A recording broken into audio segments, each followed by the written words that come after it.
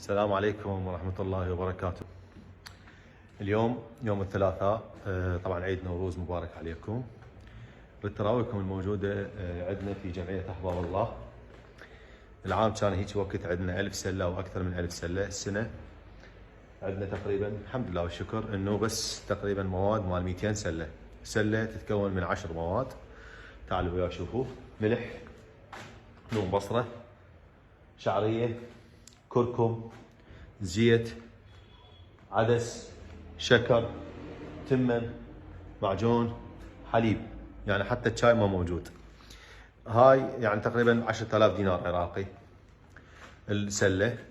القضية شنو؟ انه بس ال 200 سلة زين، واحنا يعني كل جمعة تقريبا 1000 1250 1500 سلة نوزع لازم. اللي جانا هذا والف الحمد لله والشكر. اولا نسال من الله التوفيق لكم ونتمنى تدعمونا.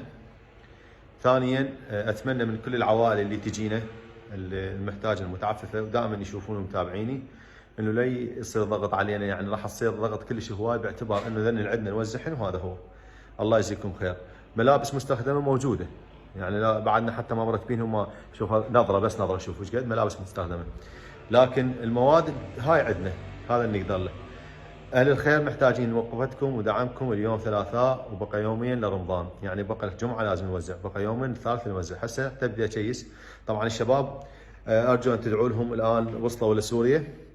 راح يودون الأمانة اللي هي الحملة اللي سويناها والحمد لله والشكر. هاي الثانية واحد وصلت لسوريا، وأحمد نعيم والشباب كلهم هناك، وهسه راح يجون الشباب حتى نبدأ نشيس ونسأل من الله التوفيق لكم وإنا، وجزاكم الله خير. أي واحد يحب يساهم ويانا باي شيء، هسه موعدين على نص كيس تمن، اكو عائله خابرونه وغيرهم.